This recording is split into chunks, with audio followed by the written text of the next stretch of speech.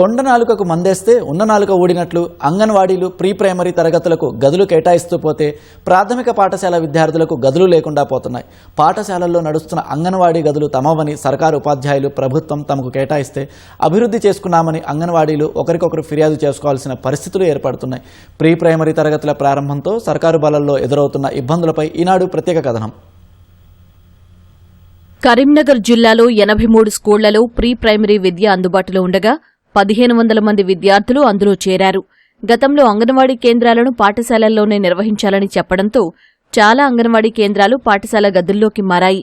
ఇప్పుడు ప్రీ ప్రైమరీకి కూడా గదులు కేటాయించాలని చెప్పడంతో ఉన్న గదులు సరిపోక ప్రాథమికోన్నత విద్యను అభ్యసించే విద్యార్థులు ఇబ్బంది పడాల్సి వస్తోంది.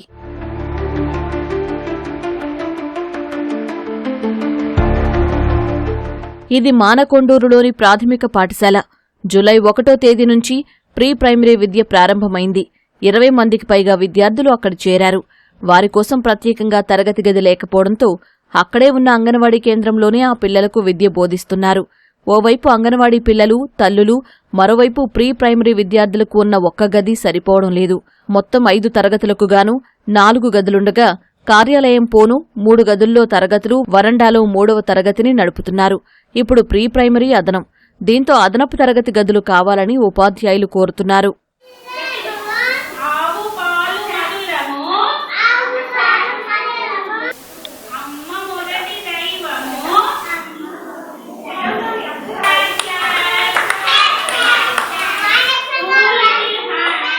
మాది మానకొండూరు ప్రైమరీ స్కూల్.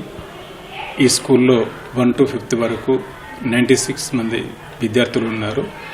ఈ మధ్యనే మాకు ప్రీ ప్రైమరీ మంజూరు కావడం జరిగింది. దానిలో 23 మంది ఎన్రోల్ కావడం జరిగింది.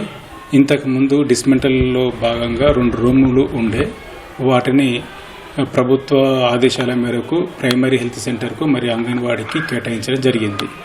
వారు మాకు కేటాయించిన గదిలో ప్రీ ప్రైమరీని ఎట్లా నిర్వహిస్తారని అభ్యంతరం వ్యక్తం చేస్తున్నారు. ప్రీ ప్రైమరీ స్కూలు రూమ్స్ లేవు, వాళ్ళు కూడా ఇందులోనే ఉంటారని హెచ్ఎం సారు దీనిలో కూర్చోబెడుతుండ్రు.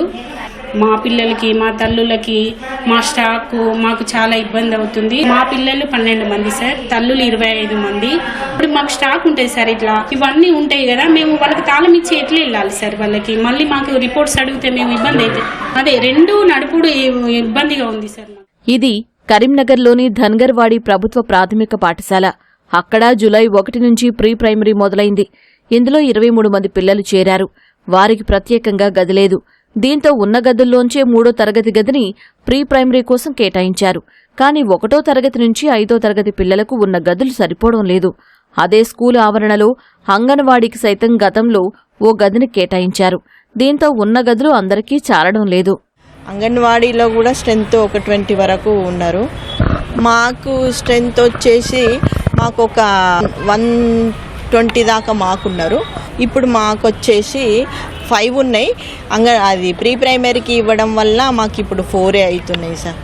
సరిపోవట్లేదు సార్, కానీ అడ్జస్ట్ చేసుకుంటున్నాం సార్. అట్లా గంగాధర మండలం వెంకటాయపల్లి ప్రాథమికోన్నత పాఠశాలలు ప్రీ ప్రైమరీ కోసం గదిని కేటాయించారు. కానీ 1 నుంచి 7 తరగతులకు సరిపడా గదులు లేక కొన్ని తరగతులను వరండాలో విద్యాబోధన చేస్తున్నారు. కొత్తగా మంజూరైన అదనపు గదులు నిర్మాణ దశలో ఉన్నాయి. అక్కడే అంగన్వాడీ కేంద్రం కూడా నడుస్తోంది. మా పాఠశాలలో 1 నుంచి 7 తరగతులు నడుస్తున్నాయి. ప్రస్తుతము మాకు ఈ మధ్యలోనే ప్రీ ప్రైమరీ శాంక్షన్ అయింది. సో అందులో భాగంగా ఇంతకుముందు అందులో అంగన్వాడీ కేంద్రం ఉండే. పాత అంగన్వాడీ కేంద్రాన్ని రెనోవేషన్ చేయడం వల్ల ఆ పిల్లలు అక్కడికి షిఫ్ట్ అయ్యారు. ఇప్పుడు ఈ పిల్లలు ప్రస్తుతం నడుస్తున్నారు. ఒక 2 క్లాసులు బయట నడుస్తున్నప్పటికీ ఈ మధ్యలో గౌరవ చొప్పదండి ఎమ్మెల్యే సత్యం సార్ గారు మాకు ఒక 7 లక్షల రూపాయలు మంజూరు చేయడం జరిగింది. ఆ 2 అదనపు రూములు అందుబాటులోకి వస్తే మాకు పూర్తి స్థాయిలో తరగతి గదులు అందుబాటులో ఉంటాయి. ప్రస్తుతానికి అయితే ఒక 2 క్లాసులు ఈ వరండాలో నడిపిస్తున్నాం సార్. తరగతుల కొరతతో అంగన్వాడీ ప్రీ ప్రైమరీ స్కూళ్ల విద్యార్థులు ఇబ్బందులు పడుతున్నారు. ఈ నేపథ్యంలో గదుల కొరత, విద్యార్థుల చేరికలపై నెలకొన్న సమస్యలపై ప్రభుత్వం ఇప్పటికైనా దృష్టి సారించాల్సిన అవసరం ఎంతైనా ఉంది.